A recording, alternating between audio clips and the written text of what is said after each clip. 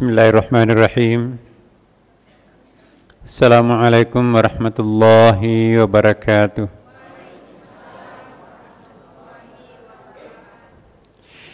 Alhamdulillah wa syukrulillah, wassalatu wassalamu ala rasulillah wa ala alihi wa sahbihi wa man tabi'ahu ila yaumiddin, amma ba'd. Ibu-ibu dan bapak sekalian dirahmati, dicintai, dimuliakan Allah Subhanahu wa taala. Semogalah kita senantiasa dirindukan oleh Nabi Muhammad sallallahu alaihi wasallam. Allahumma shalli alaihi. Dan untuk itu mari kita membacakan surah Al-Fatihah kepada junjungan kita. Semoga kita dikenang, dan juga kepada para guru kita dan seluruh orang yang pernah berjasa dengan kita, dan semoga Allah membukakan hijab dan rahasianya sehingga kita bisa lebih mendekati dirinya dan memperoleh berkah sebanyak-banyaknya pada malam Jumat yang mulia mubarakah ini. Ala hadihin niyah wa la kunitin salih. Al-Fatihah. A'udzu billahi minasyaitonir rajim. Bismillahirrahmanirrahim. Alhamdulillahi rabbil alamin, arrahmanir rahim, maliki yaumiddin. Iyyaka na'budu wa iyyaka nasta'in. Ihdinas siratal mustaqim. Siratal ladzina an'amta 'alaihim ghairil maghdubi 'alaihim waladdallin. Amin. Ibu bapak sekalian, alhamdulillah minggu lalu, satu minggu sebelumnya, kamu juga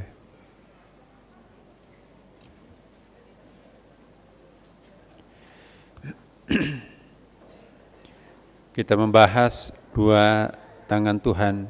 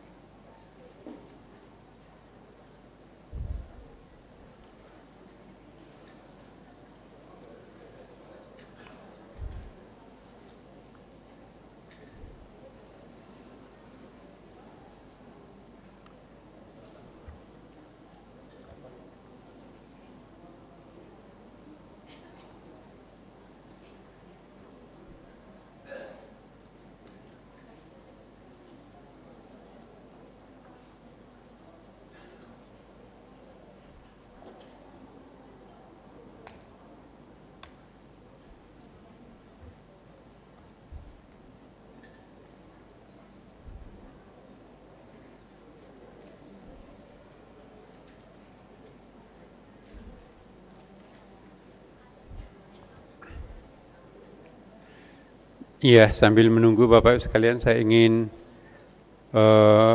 mengingatkan dulu ada pembahasan yang amat sangat penting yang pernah kita bahas. Saya ingin bacakan ayatnya, surah Shad ayat 27. Wa idh qala rabbuka lil malaikati inni ja'ilun atau inni khaliqun basharan min tin. Artinya, ingatlah ketika Tuhanmu berfirman kepada malaikat, Inni khaliqun basharan min tin. Sesungguhnya aku akan menciptakan manusia dari tanah. Manusia dari tanah. Fa idza sawaituhu wa nafakhtu fihi min ruhi faqa'u lahu sajidin. Maka apabila telah kusempurnakan penciptaannya dan kutiupkan kepadanya roh ciptaanku, maka hendaklah kamu tersungkur dan bersujud kepadanya. Lalu fasajadal malaikatu kulluhum ajma'in. Lalu seluruh malaikat itu bersujud semuanya. Illa iblisa, kecuali iblis, istakbara wa kana minal kafirin. Ini yang saya akan bahas sebentar Bapak Ibu sekalian. Apa yang dimaksud dengan istikbar? Ada dua kata yang kita akan bahas pada malam ini, yaitu al-istikbar dan al-alin. Al-alin dan istikbar inilah yang akan menjadi penghijab menjadi dinding yang memisahkan diri kita dengan Allah Subhanahu wa taala. Kelanjutannya, qala ya iblis ma mana'aka an tasjuda lima khalaqtu bi yadayya astakbarta am kunta minal alin. Nah, ini juga yang saya akan bahas sebentar. Qala ya iblis, Allah berfirman, hai iblis, apakah yang menghalangimu sujud kepada yang telah kuciptakan dengan kedua tanganku, yang pernah kita bahas minggu lalu.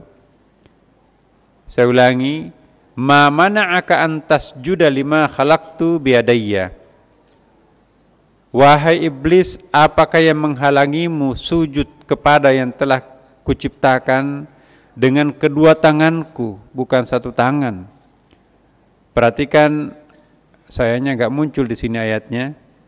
Khalaqtu di situ Bapak Ibu sekalian bukan khalaqna.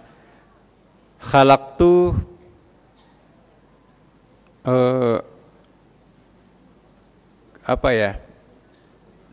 I myself, ya kan, aku sendiri yang melakukannya, bukan khalaqna, we create. Jadi bukan we tapi I di sini.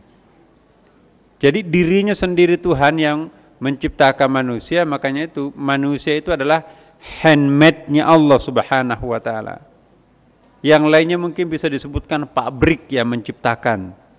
Kenapa? Karena diciptakan dalam keadaan Allah menggunakan khalaqna misalnya, dan kami menciptakan. Tapi kalau untuk manusia, khalaqtu, ya kan? Khalaqtu biyadayya, tsumma sawwahu wa nafakha fihi min ruh. Dalam ayat lain disebutkan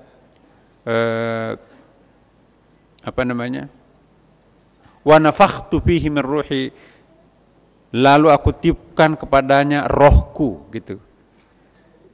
Nah, poin di sini ada dua hal yang bisa menghalangi orang untuk sujud, Ibu Bapak. Nanti saya akan jelaskan apa yang dimaksud sujud. Ya.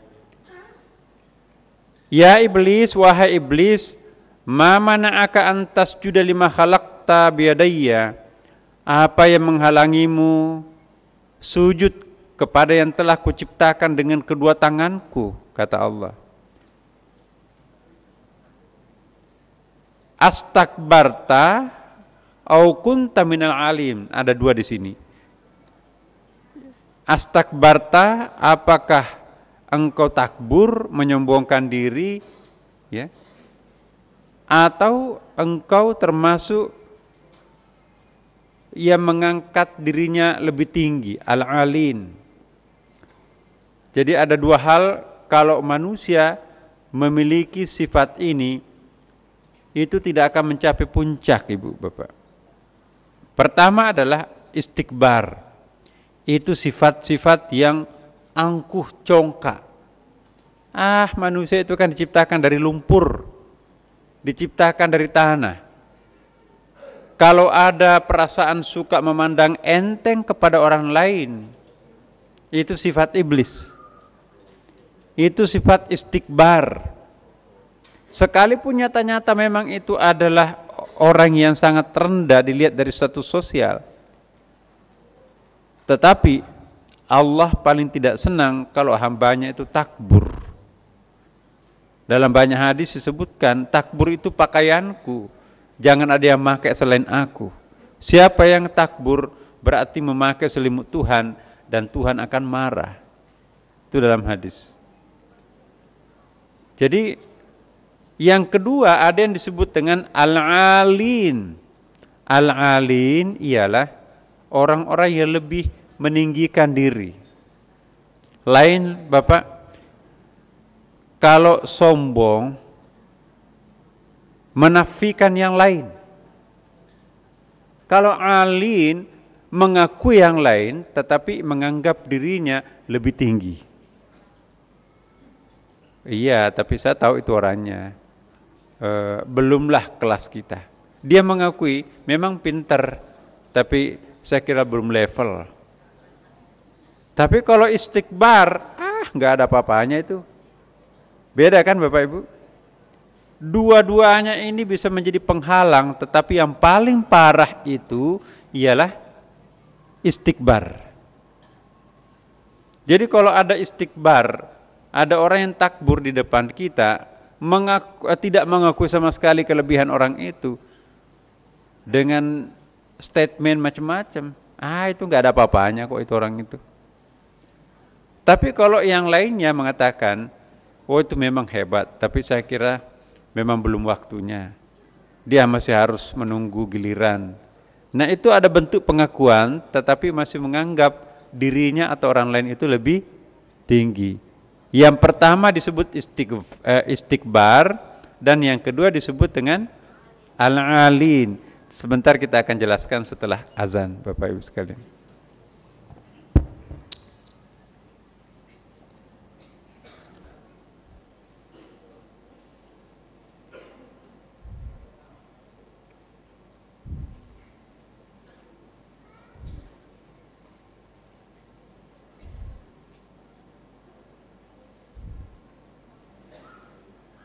Iya. Tadi kita ke surah Shad ayat 70 Bapak Ibu sekalian. Al-alin dan istikbar. Istikbar dari kata seakar kata dengan al-kabir, besar. Allahu Akbar, Allah Maha besar. Istikbar yaitu rasa atau citra diri yang membanggakan dirinya seolah-olah yang lainnya itu tidak besar, yang dirinya sendiri yang besar. Itu namanya takbur istikbar. Kalau al-alin, dia tidak takbur penampakannya. Mungkin orangnya santun, tetapi ada penilaian ya. Jadi levelnya kepada penilaian, menilai orang itu lemah. Ya. Dan memang terselip di dalam dirinya bahwa dia lebih hebat. Saya ingin berikan satu ilustrasi, contoh di dalam Al-Quran yang disebutkan dengan istikbar dan al-alin. Di dalam ayat yang saya bacakan tadi, qala iblis, ma mana'aka an tasjuda lima khalaqtu biyadayya, apa yang menghalangi engkau untuk sujud? Nah sekarang ibu bapak sekalian, sebelum sampai menjelaskan apa itu istikbar dan apa itu al-alin, apa yang dimaksud dulu dengan sujud. Sujud itu ibu bapak bukan berarti hanya untuk menjatuhkan mahkota yang paling tinggi kita itu ke lantai bawah yang paling rendah. Itu zahirnya sujud seperti itu. Yang paling tinggi di dalam diri kita itu adalah kepala, makanya itu disebut dengan kepala, pimpinan. Biasa juga kepala itu mahkota kita. Dan Allah pun mengistimewakan kepala ini karena satu-satunya yang dibungkus dengan tengkorak hanya benda halus di dalamnya itu. Ada helmnya Tuhan di sini nih. Dan di dalam tulang rusuk itu helm juga sih sebetulnya, tapi masih ada lubang-lubangnya. Yang paling sensitif itu sel-sel otak kita di sini. Ya, yang kira-kira 1,5 kilogram otak itu, tapi dahsyat, pernah kita bahas, dia bisa mengkonsumsi 30% dari total cadangan kalori yang kita makan. Nah kemudian otak itu paling aktif di dalam diri kita sendiri. Nah, orang yang sujud itu menjatuhkan mahkotanya ke tempat yang paling rendah, istilahnya Quran tadi tersungkur di hadapan Allah Subhanahu wa taala sebagai wujud kerendahan dirinya dan sekaligus pengakuan bahwa Tuhan itu sebagai Allahu Akbar, iya kan? Makanya kita sebutkan Allahu Akbar. Di dalam sujud itu Bapak, Ibu, sujud itu harus ada bekasnya. Simahum fi wujuhihim min atharis sujud. Jadi kelihatan di dalam mukanya itu ada bekas sujud.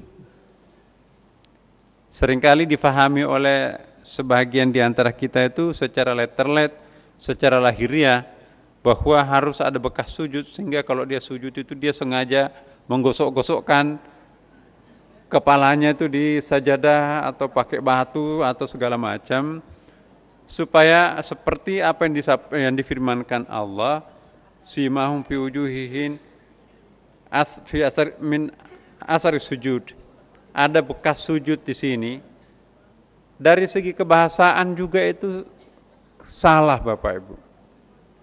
Karena dalam bahasa Arab ini yang disebut wajhun, wujuhun jamak lagi kan, wujuhun keseluruhan dari sini ini. Ini disebut wajah. Sedangkan yang ini jidat ini itu bahasa Arabnya jabhatun. Allah tidak mengatakan simam fi jabhatin. Ya. Ada asar sujud di dalam jibhaton. Jibhaton jidat. Ya. Tapi Al-Qur'annya mengatakan fi wujuhihim, di mukanya. Muka itu keseluruhan ini. Kalau kita membasuh muka kita kan, muka itu bukan cuma jidat, pipi juga. Apakah perlu hitamkan semua pipi? Itu merusak ciptaan cantiknya Tuhan. Itu berdosa loh Bapak Ibu. Sudah Tuhan menciptakan yang terbaik buat kita, ya. Kenapa harus dirusak-rusak? Padahal kita dianjurkan untuk mempercantik diri, bukan? Nah, ini tidak boleh. Jadi yang dimaksud asar sujud di situ ialah ada kerendahan hati muncul setelah kita bersujud. Merombak sikap-sikap sombong, angku di dalam diri kita, itu bekas sujud. Meruntuhkan egoisme di dalam diri kita yang selama ini menghambat kita untuk dekat dengan Tuhan, itu sujud. Maka itu disebut masjidon, tempat untuk sujud, artinya tempat untuk tempat untuk melawan ego. Maka itu disebut di sini mihrab, Ibu. Mihrab. Apa itu mihrab? Dari kata harbon. Harbon itu artinya perang. Jadi mihrabon, tempat untuk berperang. Memerangi apa? Memerangi nafsu. Ya. Jadi mihrab itu tempat yang khusus di sini untuk memerangi hawa nafsu. Maka itu disebut mihrabun. Masjidon, tempat untuk menyungkurkan diri, membersihkan seluruh egoisme yang ada dalam pikiran kita, yang ada dalam hati kita. Makanya itu, setiap kali kita masuk ke dalam masjid, ada salat tahiyatul masjid. Apa artinya tahiyatul masjid? Mengkeramatkan masjid. Ya, tahiyatul masjid, menghormati, litakrimul masjid, tempat rumah Tuhan itu kan. Ya. Nah, masjid dan tempat untuk membuang seluruh perasaan dua tadi, al-alin dan apa? Istikbar. Gak bisa.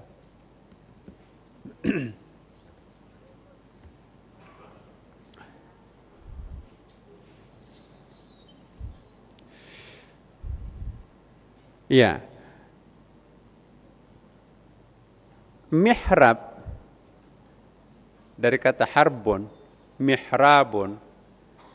Di situ tempat untuk menggodok nafsu, meremukkan nafsu itu. Masjidon, tempat juga untuk, hampir sama dengan mihrab sebetulnya. Masjidon itu tempat untuk menyungkurkan nafsu iblis kita itu di hadapan Allah Subhanahu wa taala, maka itu disebut dengan masjidun. Saya sering mengatakan bahwa manfaat tahiyatul masjid itu ialah agar masjid tempat kita sholat itu terasa masjid. Sebab apa Ibu Bapak? Tidak semua masjid itu rasa masjid. Ada masjid tapi rasa hotel.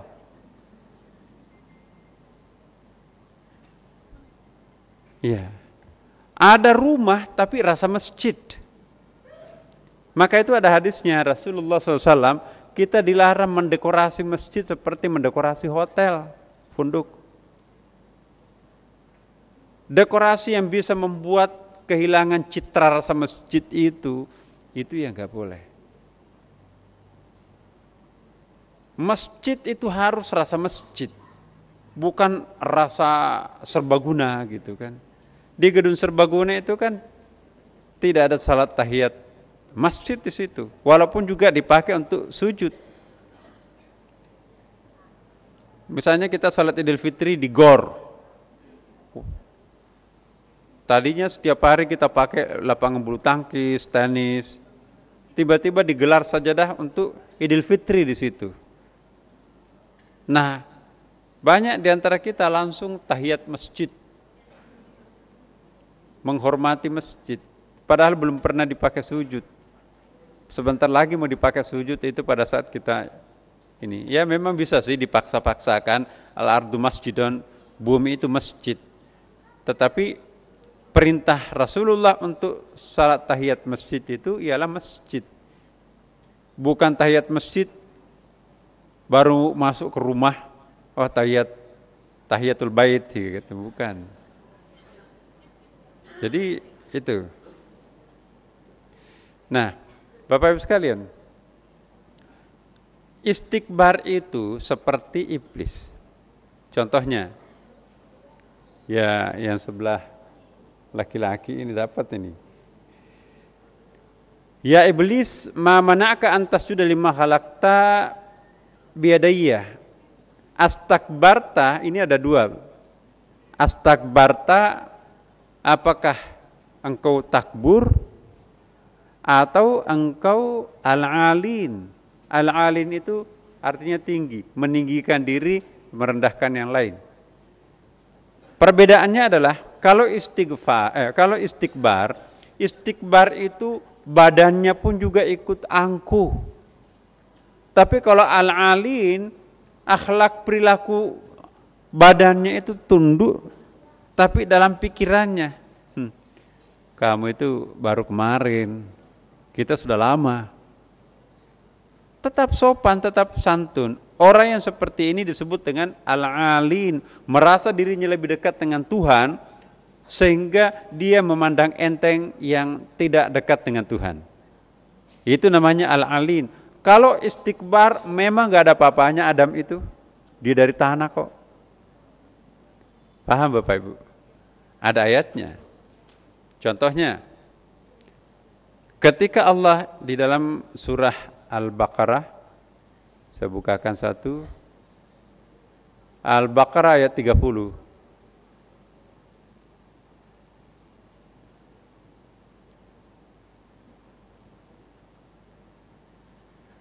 Di sini lain lagi. Kalau tadi itu kan bagaimana iblis. Kalau di sini bagaimana malaikat.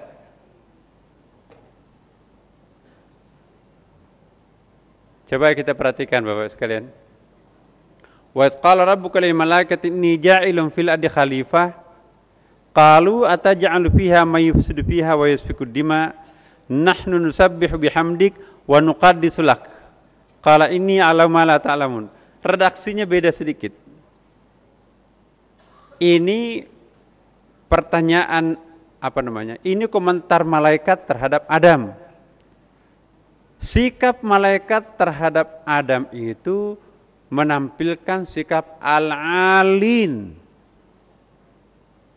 Artinya, dan ingatlah ketika Tuhanmu berfirman kepada malaikat.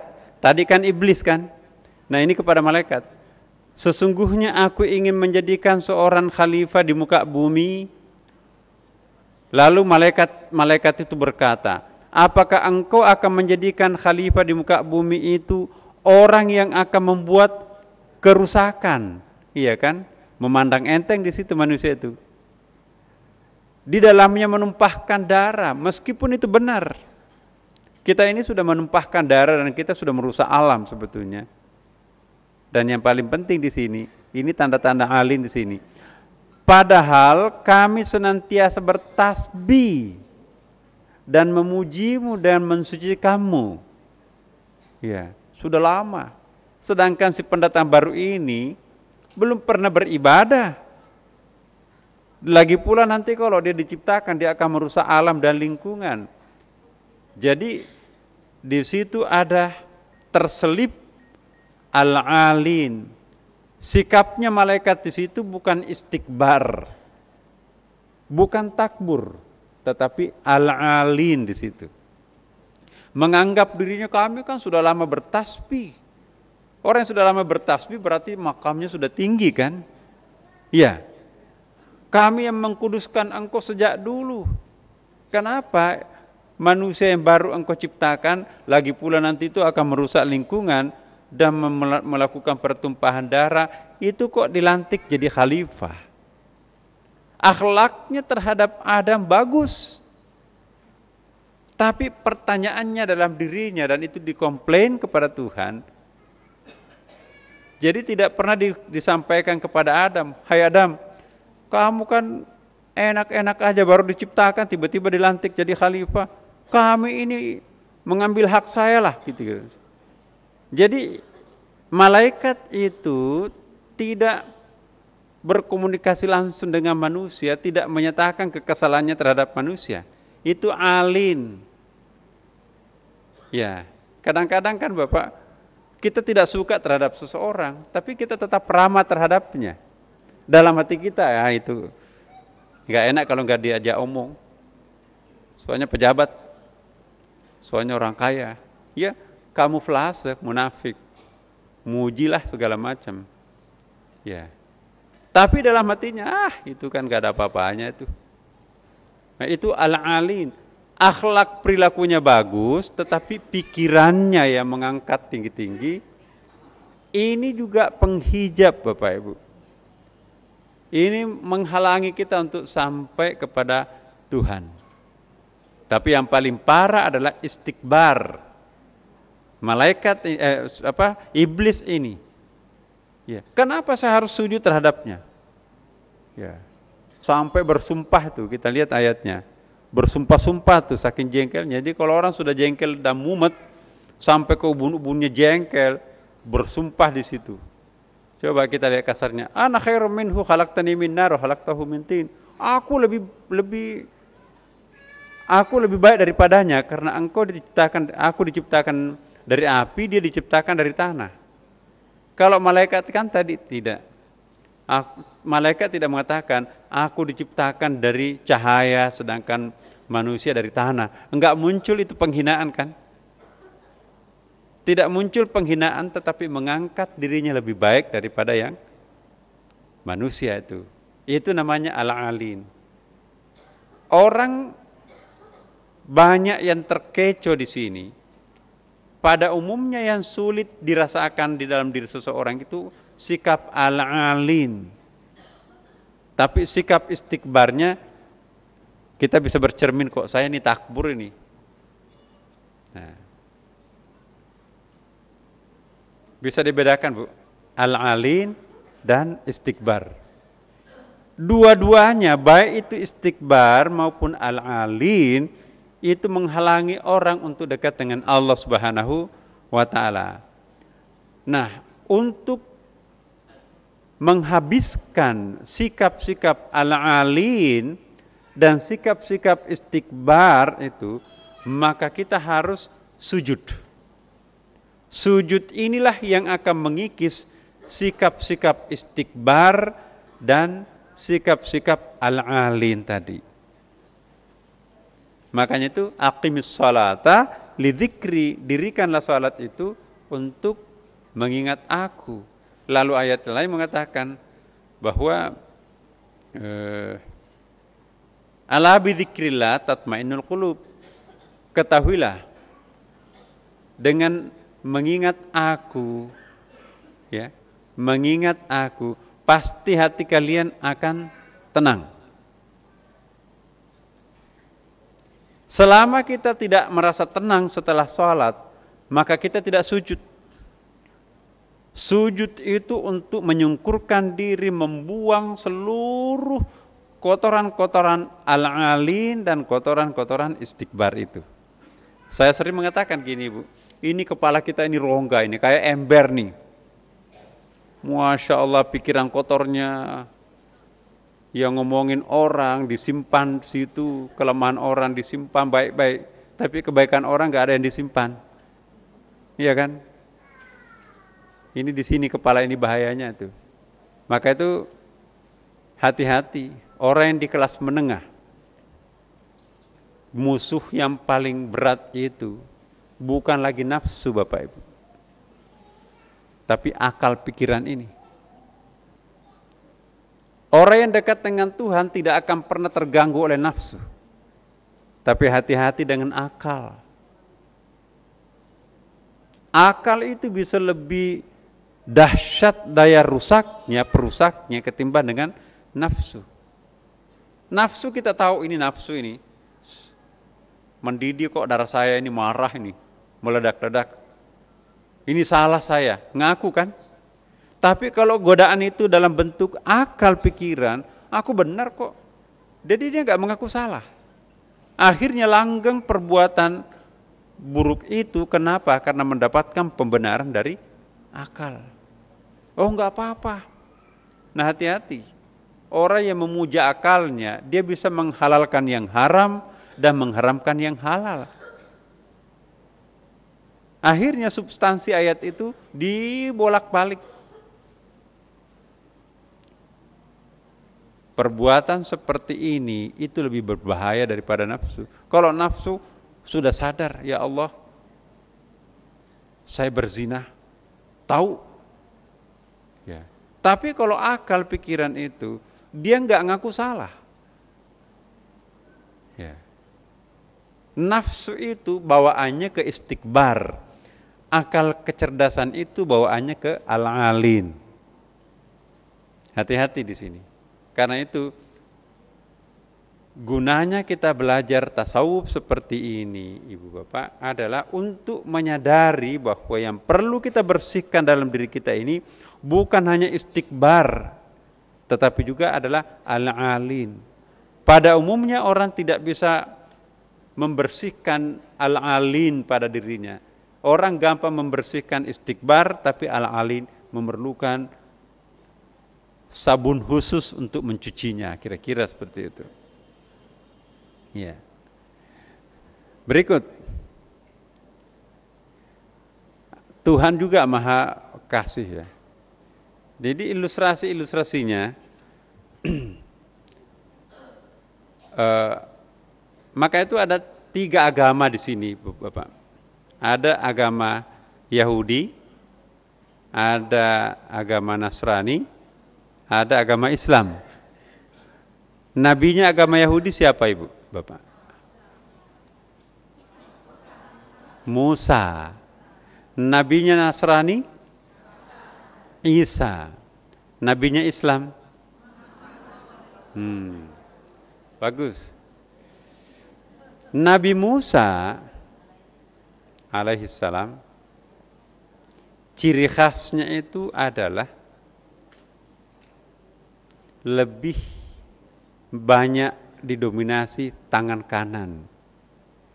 Ini kan masih dalam kondisi tangan Tuhan ya kita bahas nih. Sedangkan Nabi Isa alaihissalam lebih didominasi oleh tangan kiri, feminin. Nabi Muhammad SAW itu i'tidal. I'tidal itu artinya balancing. Balance artinya balance itu komposisi maskulin feminin, nurturing, struggling, jantan, kelembutannya itu seimbang. Kenapa Musa disebutkan sebagai lebih cenderungnya ke tangan kanan? Kita lihat agama Yahudi itu, Bapak Ibu sekalian, prakteknya kita lihat itu sangat hitam putih. Ya. Segala sesuatu itu haram kecuali yang dibenarkan, yang dibolehkan oleh Allah. Jadi ruang geraknya sedikit-sedikit haram. Nah itu Yahudi, maka itu terlalu ketat.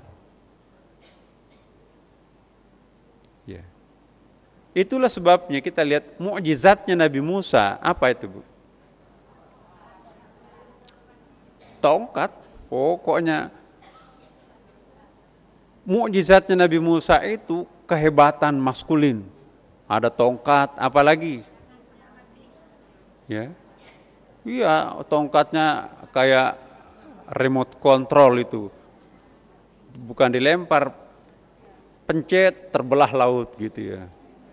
Nah, jadi tongkatnya itu kayak remote itu. Belah lautan gitu. Apalagi?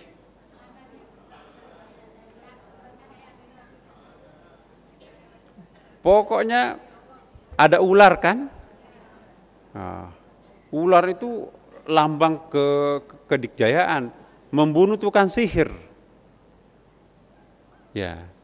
Masyarakatnya Nabi Musa itu memang masyarakat keras. Makanya itu mukjizatnya juga keras dan Tauratnya juga keras. Makanya itu nabinya juga tangan kanan. Tapi sebaliknya Nabi Isa alaihi salam dia tanpa bapak. Kalau yatim masih punya bapak. Dia nggak pernah punya bapak. Ya single parent sejati ibunya itu. Sejak kecil dia menderita. Dia persoalannya kasih sayang. Maka itu dia perasa. Dan tidak pernah berperang Nabi Isa itu. Maka itu apa ya? Kelembutan. Bawaannya nanti kepada Nasrani. Coba kasih. Tapi kalau Yahudi ya sampai sekarang kita lihat wataknya tuh. Ngebom, hancurkan dan seterusnya. Nah, Nabi Muhammad SAW itu yang tidalnya, balansinya bagus sekali. Kombinasi komposisi antara Jalaliyah dan Jamaliyah itu simetris. Jadi itulah sebabnya disebut Qur'anon. Al-Quran itu artinya to synthesize ya, mensintesakan, menghimpun Al-Qur, menghimpun antara kekuatan maskulinnya Musa dan kekuatan femininnya Isa. Al-Quran itu menghimpun kedua-duanya ini. Jadi Nabi Muhammad SAW itu adalah Nabi terakhir, makanya itu abadi, makanya itu agama Islam itu cocok untuk setiap dan segala zaman sampai akhir hayat dan digaransi oleh Allah Subhanahu wa taala. Saya sangat percaya bahwa surah An-Nasr, idza jaa nasrullah wal fath wa ra'aitan nas yadkhuluna fi dinillahi afwaja. Itu Allah menggunakan huruf idza. Saya pernah jelaskan itu. Kalau idza itu pasti. Kalau law itu mustahil. Kalau in 50-50 kemungkinannya. Ya. Fi'il madhi bentuk apa? Fi'il madhi itu artinya past tense.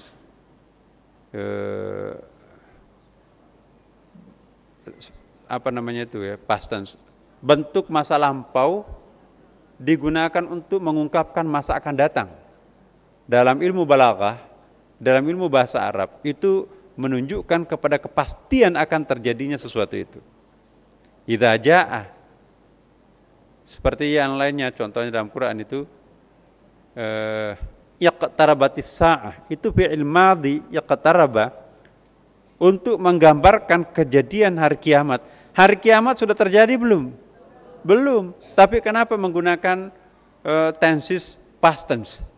Yaqtaraba. Mestinya yaqtaribus sa'ah. Tapi Allah menggunakan yaqtarabatis sa'ah. Jadi penggambaran masa akan datang dengan menggunakan tenses past tense, masa lampau, itu memastikan peristiwa itu akan betul-betul terjadi, dan kalau kejadiannya itu amat dahsyat. Jadi itu ada dua, apabila fi'il madi past tense digunakan menggambarkan masa akan datang, dua kemungkinan, pasti peristiwa itu akan terjadi. Yang kedua, peristiwa yang terjadi itu sesuatu yang sangat mengerikan atau sesuatu yang sangat indah. Iqtarabatis sa'ah, fi'il madi dipakai untuk menggambarkan peristiwa yang akan datang tapi amat dahsyat. Dalam Quran, orang menggendong bayinya dilempar. Nafsi, individunya luar biasa. Bagaimana enggak individu? Gunung itu seperti kupu-kupu yang berterbangan. Masya Allah. Tapi bisa juga kebalikannya. Fi'il madi past tense itu digunakan menggambarkan masa akan datang, tapi luar biasa indahnya. Contohnya, idza jaa nasrullah. Setengah mati mengislamkan satu orang pada waktu Nabi. Satu orang saja susah. Ini tiba-tiba kita dijanjikan, kalian nanti akan melihat umat Islam atau orang-orang itu berduyun-duyun masuk Islam.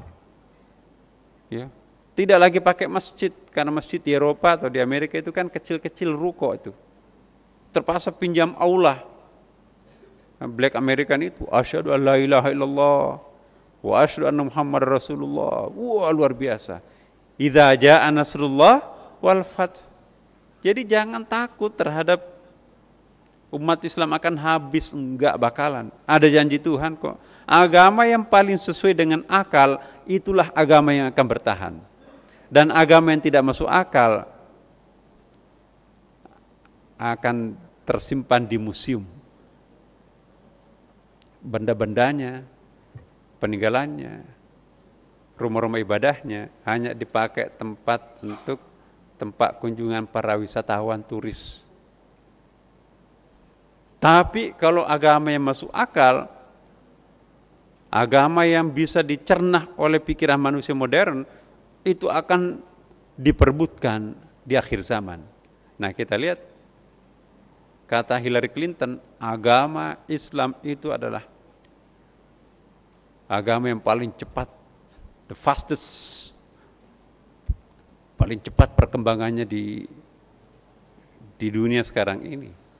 Itu karena jaminan Tuhan. Nah, jadi itu dari segi kebahasaan. Nabi Musa, saya ulangi sekali lagi, Nabi Musa itu menekankan aspek jalaliyahnya Tuhan, tangan kanannya maskulin. Nabi Isa menekankan aspek femininnya Tuhan, jamaliyahnya Tuhan. Makanya itu agamanya kasih, lembut gitu kan. Tapi terlalu kasar juga nanti resistensinya dalam dunia kemanusiaan tinggi. Terlalu lembek juga resistensinya juga tinggi. Tapi proporsional itulah yang akan bertahan lama. Islam itu kombinasi antara Taurat dan Injil, antara Musa dan Isa, antara kualitas jamaliyah dan kualitas jalaliyah. Makanya itu disebut dengan Qur'anon. Quran itu artinya menghimpun, mensintesakan antara dua substansi tadi. Coba kita lihat dalam Lisanul Arab, kamus bahasa Arab yang paling standar, itu habis halamannya itu digunakan. Apa artinya Al-Quran? Justru tidak menekankan dari akar kata qara'a yaqra'u Qur'anun, sesuatu yang dibaca, makanya itu disebut dengan Qur'anon. Ya. Tapi Qur'un, ya, Qur'anon, himpunan, kira-kira seperti itu maksudnya. Nah, dengan demikian pengertian Al-Quran itu, Bapak Ibu, bisa berarti Quran adalah sesuatu yang dibaca. Masdarnya Qur'anon, bahasa Arab itu ya, sesuatu yang dibaca. Tapi juga bisa berarti Qur'anon, sintesa antara berbagai sumber menjadi satu kesatuan, itu Qur'anon. Ibu misalnya, ada iddahnya perempuan itu salasata quru, 3 kali masa. Ada yang mengatakan bersih, ada yang mengatakan kotor. Kotor artinya masa haid, ada yang mengatakan bersih, ya masa bersih itu. Nah itu namanya quru. Jadi menghimpun masa bersih dan masa kotor itu quru. Nah Qur'anun menghimpun kekuatan maskulin, feminin, jadilah sintesa di situ. Jadi Quran berarti al-jam', mensintesakan di situ. Al-Quran sebagai kitab sintesa artinya menghimpun anasir-anasir positif yang asli, yang original dari Allah Subhanahu wa taala dalam satu kesatuan, maka itu disebut bahasa Arabnya Qur'anun. Jadi Quran bisa berarti sesuatu yang dibaca, bisa juga berarti himpunan dari berbagai unsur positif diramu menjadi satu kesatuan, bahasa Arabnya Qur'anun. Alhamdulillah. Bapak Ibu sekalian, itulah sambil jalan kita belajar dikit-dikit bahasa Arab kan Bapak. Nah, tidak sadar ternyata bisa. Walaupun saya juga nggak terlalu pintar bahasa Arab, tapi dikit-dikitlah kita saling mengisi. Dan terakhir Bapak Ibu sekalian, insya Allah saya ingin menyimpulkan 2 sikap ini harus dipelihara dalam diri kita. Jangan pernah mengambil tempat al-alin dan al-istikbar. Ya. Mohon maaf, tapi di sini saya tidak sebutkan sumbernya. Penampakan istikbar itu lebih sering kepada perempuan. Penampakan al-alin itu lebih sering kepada laki-laki. Ya, ini bias gender. Tapi kata laki-laki, the man atau ar-rijal, itu bukan merujuk kepada jenis kelamin biologis, tapi jenis kelamin budaya. Ada laki-laki secara biologis, tapi perempuan secara budaya. Demikian pula sebaliknya. Tapi apapun namanya Bapak Ibu sekalian, mari kita mengkombinasikan antara Musa dan Isa. Himpunan antara Musa dan Isa itulah disebut dengan Muhammadiyah. Muhammadiyah, kemuhammadan. Apa artinya Muhammad? Dari kata hamidah. Hamidah memuji. Muhammadun, ya terpuji. Hamidun, al-hamid. Nah, Pak Saiful Hamid. Al-Hamid itu maha terpuji nama Tuhan itu. Jadi seakar kata nanti dengan Muhammad. Ya, Muhammadiyah. Satu saat nanti kita akan bahas apa itu Muhammad. Jadi ada Muhammad as a person, pribadi. Ada juga Muhammad as a simbol ya. Jadi Nur Muhammad itu nanti panjang. Ada namanya Nur Muhammad, hampir sama dengan Nafasur Rahman. Ya. Ada lagi yang disebut nanti dengan insan kamil. Jadi ada 3 itu, insan kamil, Nur Muhammad, Nafasur Rahman. Itu ada kemiripannya tapi ada perbedaannya. Insya Allah itu nanti kita akan bahas pada malam Jumatan yang akan datang. Mohon kita saling mendoakan Bapak Ibu sekalian, semoga kita semuanya dapat berkah dan semoga insya Allah ke depan kita sudah semakin dekat dengan Allah Subhanahu wa taala. Jangan lupa malam ini malam Jumat, ya, kita mohon kepada Allah agar dibangunkan tengah malam nanti untuk mendekatkan diri terhadapnya, dan insya Allah kita saling mendoakan satu sama lain sekali lagi sebagai sahabat-sahabat spiritual satu sama lain. Dan jangan lupa kita juga mendoakan orang-orang yang pernah berjasa pada diri kita, termasuk guru kita. Ya, guru kita ya mungkin bukan saya di sini, saya adalah hanya ya guru-guru besar kita lah di sini. Semoga dia diterima di sisi Allah Subhanahu wa taala. Karena posisinya guru itu bukan hanya guru, tapi itu bisa berfungsi semacam imam. Ya. Di dalam Al-Qur'an disebutkan yauma nad'u kulla unasim bi imamihim. Jadi Allah nanti memanggil hambanya masuk surga itu melalui imamnya, pimpinan kloternya. Siapa yang tidak punya jamaah berarti tersesat. Maka itu perlu ada community kita di situ, ada pemimpin spiritual. Kalau di dunia ini ada kepala RT, kepala RW, ada presidennya, maka secara spiritual itu harus ada pemimpinnya. Dulu Nabi, tapi Rasulullah sudah wafat, ada ahli waris spiritualnya Nabi, yaitu al-ulama. Ya, maka itu imam-imam kita, pemimpin-pemimpin umat kita, insya Allah semoga bisa membimbing kita, mendampingi kita nanti. Insya Allah dialah yang akan nunggu kita. Ayo itu umatku rela masuk surga belakangan. Oh sampai jamaah paling belakang. Oh itu juga jamaah saya itu juga. Setelah masuk semuanya baru dia belakangan. Itu sahabat spiritual. Bukan masuk duluan, nggak mau tahu siapa di belakang. Jadi imam itu di dunia dia yang paling depan, tapi imam itu nanti di akhirat itu paling belakang. Itu sahabat spiritualku, itu umatku, itu jamaatku. Masuk. Siapa lagi? Aku juga. Oh enggak ada nomornya. Baik Bapak Ibu sekalian, semoga pemandangan ini kita rasakan nanti. Wassalamualaikum warahmatullahi wabarakatuh.